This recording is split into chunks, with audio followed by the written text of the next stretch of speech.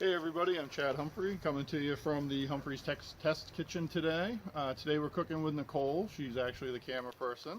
And we have Franklin and Theodore, our two boxers, helping us out. They're running around doing their thing. And today we are going to cook some barbacoa, or beef cheek. So we picked up this package of beef cheeks from our local Sam's Club. It's not always available to us, but today it is, so we're pretty excited about that. This package comes in at just under 5 pounds, and it is exactly what it sounds like. It is the cheek of a cow. So we're going to trim this down a little bit, open it up, see what it looks like.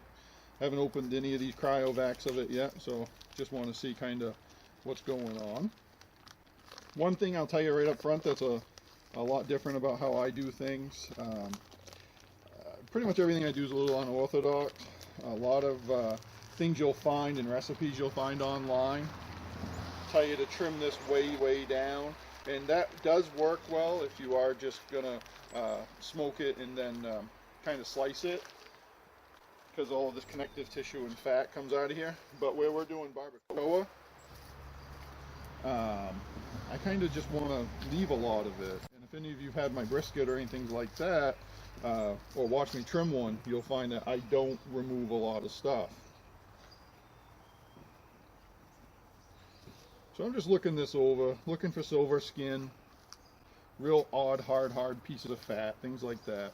As you can see, you still got some face muscle stuff inside here. We're probably going to trim that out. That's going to be all kind of really hard and not going to take a lot of smoke and stuff. This stuff here is going to come off, you know, just some minor stuff. So you can see this is definitely silver skin. You want a good sharp knife. Try not to cut yourself. My helper's back there trying to tip the trash can over. Smells the beef. Thank you. So we're going to try to get some of this off. You can see there's like a lot of tendons or silver skin in there. We're just going to try to get some of that broken free. Some of this you can pull off once you get it started, but it is pretty tough stuff. Alright, so we've trimmed some silver skin away, and some fat and some tendon and stuff that was a lot of it was on the outside. Just like a brisket, it will have some large, hard fat. That's not going to render very well, so I wanted to get that out of there. There's some real rugged tendons and stuff that I got out. What you end up with is a piece of meat, kind of like this. You know, trimmed out a lot of it. A little bit there I probably should take out, but it's getting a little thin in there, so I'm going to leave that. Plus we're going to smoke it for a long time, so we just want to keep that in there. I don't want to take out all the fat because the way we are smoking it, and it's also going to get braised, so I want that stuff in there. We did use a particular knife on this one. This was a gift from Billy and Sean Gillespie. They use Hammerstall knives a lot, along with other manufacturers, but I found for stuff like this little pair of knives nice to get in there and chop stuff up. So we're going to season these up. The weekender's already going. Today it's going to go at 265 using all natural briquettes and a little bit of lump charcoal mixed together. I'm going to be seasoning that up with a few wood chunks also, not a lot. One thing I do do quite a bit, this does help to keep things nice and tidy, is I take a rubber glove and I put it over my rub jars before I use them. Today we're going to go with a couple rubs from BPS, Little Louie's seasoned garlic salt with black pepper. It's just a good all-around garlic salt. The other thing I'm going to use is this Big Papa Smoker's Hallelujah Bacon Jalapeno Rub. I'd never used this stuff before until our friend Nugget used it on a brisket. It was phenomenal. We actually turned it into brisket chili for a contest he was helping us with, and it was great. And since this is going to turn into a taco quesadilla dish, I thought there's nothing more fitting. One thing I am going to do too is I'm going to coat the outside of these with a little bit of Worcestershire sauce. So we're going to start with the Worcestershire sauce. This is just generic normal everyday Worcestershire sauce. Nothing too fancy here at all. I do use a tin tray just to kind of keep the mess down. So I'm just going to coat it, get all around it real quick. Let that sit for a second. Do the other one. Doesn't really help hold the rub on or anything. It's just something, add a little bit more flavor maybe. Let that sit for a second.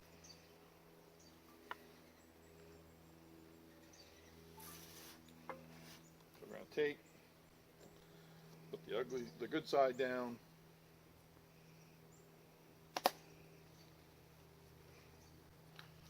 Coat this. I do use a lot of rub.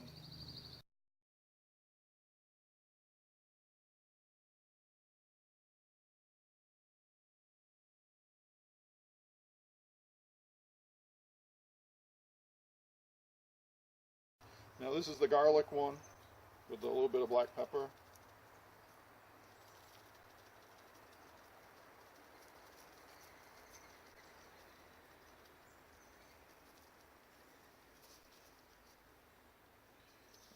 Flip that back over, get the good side down.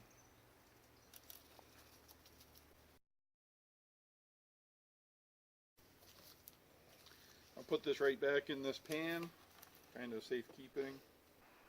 Put a little foil over it, and then they're going to go in the cooker in just a few.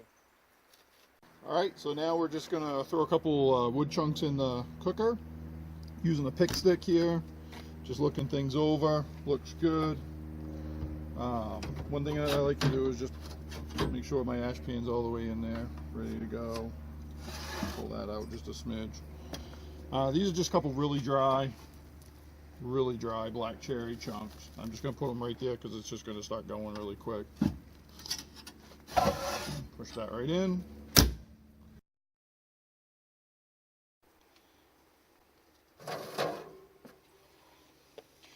We have this cooker at 265 right now.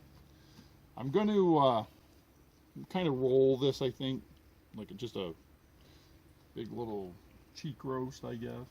Let that sit right on that rack. I'm not going to use a pan for this step. I do want some of the fat to kind of drain away from these as they cook. We're just going to put those in there for a few hours and let that go.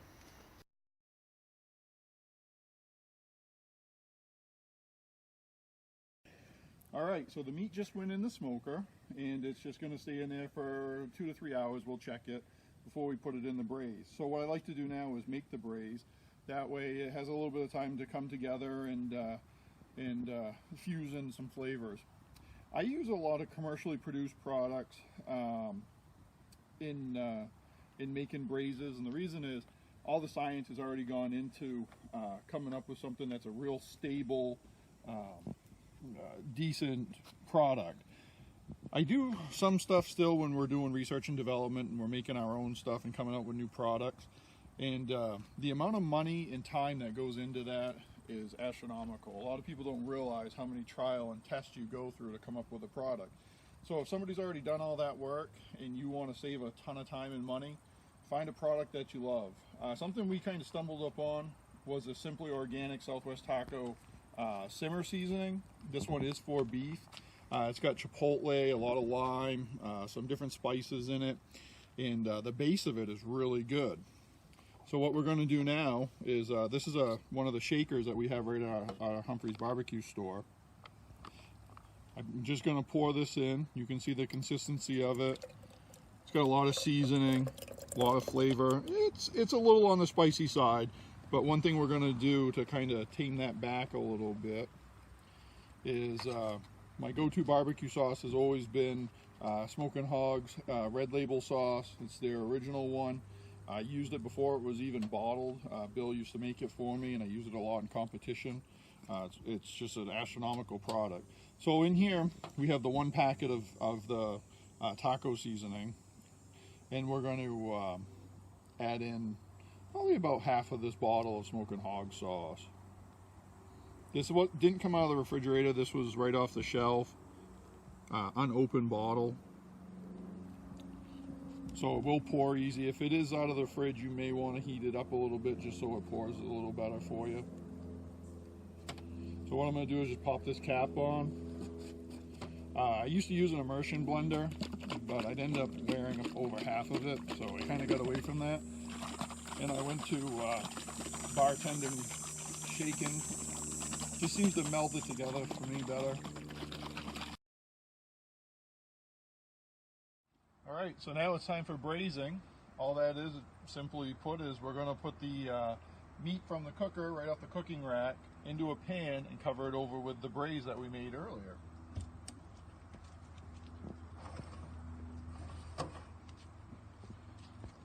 So it's coming together nicely, crusting up.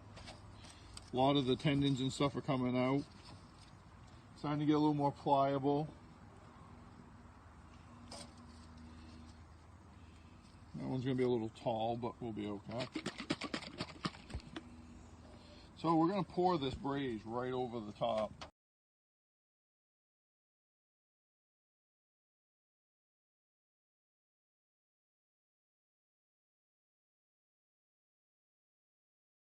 Alright, so we just pulled this out of the cooker. As you can see, it's pretty hot, and our braise thinned out nicely, got added to with some of the au jus coming out of the meat there. And saying about 199, 200, kind of going in and out there a little bit. 199, 208. That's perfect. Though I'm more going for probe tenderness than anything. Some of these thinner pieces are perfect. Everything feels real good. Going right in and out, no problem at all. Don't always cook the temperature, just because it just, like cuts like this really just go by when it's done. So what we're going to do now is we're just going to break this deliciousness up. As you can see, this is breaking apart real easy. It's all cooked right down. This is going to make for some great tacos. Just going to chunk it, leave it right in the au jus and the braise. Going to keep it hot. You may be asking, how can you do it just with rubber gloves? I actually have jersey knit brown gloves under here, kind of gives you a little bit of insulation. It's still warm, but not so hot that it will burn you.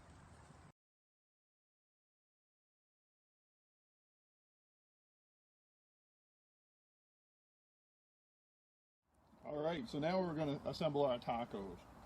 We're going to use a soft taco shell today. It is lightly grilled, and I mean extremely lightly grilled, because if you grill these too long, they kind of bubble up for some reason and separate. I'm not sure why, but that does seem to happen. So we're going to just put a little bit of slaw in the bottom, and this is just a cabbage-based slaw without any dressing right now. We're just using it for a little bit of crunch. So it's really rigid. Get a little bit of color in the bottom.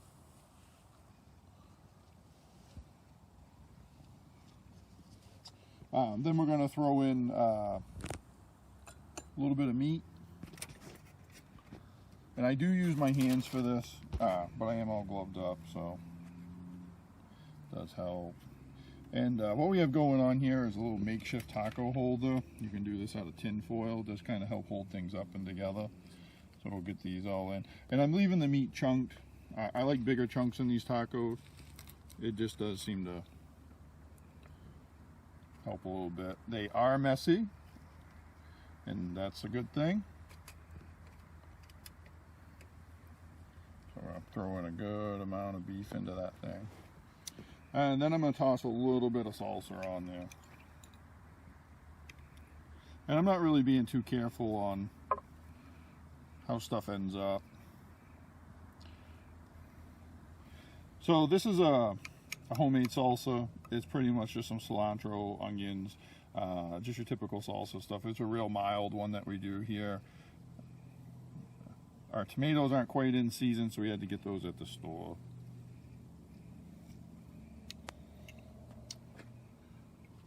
So, this is where it gets a little bit more interesting. Cotija cheese. It's very crumbly. It has a nice flavor to it, nice mild flavor. Throw a little bit of that on there. Grab a little bit more. One of my favorite parts of it. A little bit of cilantro. Just a couple sprigs of this in here. Now I do have a tendency to really overfill tacos, just to give you a heads up. Some avocado. This I'm going to break up just a little bit. I mean, you can put slices, but I'm going to put 3 little wedges in here. So it kind of goes the length of the taco. Put one down here. Get one right up in here. Whoopsie, slippery little guy. Slippery. And there, we got one down at the end here. And just a little squeeze of lime over the top. Try a little bit more. Just a little bit. And then one of my favorite little tricks is, I love sour cream too. Just make your own piping bag out of a Ziploc. No reason to have anything real fancy.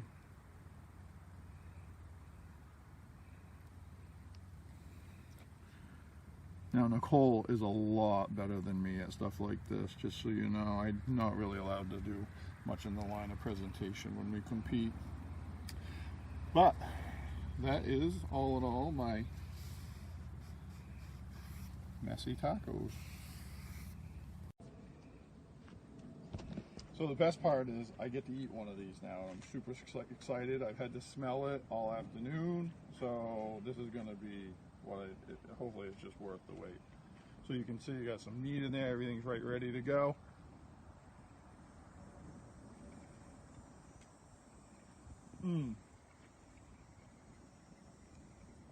The cheek is braised down. It's like eating butter, very soft, a lot of beef flavor. You get a little bit of heat out of the braise, and you get a little bit of heat out of the Hallelujah rub that's on there. Slight hint of garlic from the garlic rub that was on there. All the accompanying vegetables really come through, and the cheese kind of mellows everything out and gives you a nice clean finish. Not a huge amount of aftertaste, nice clean bites. It's a really good taco.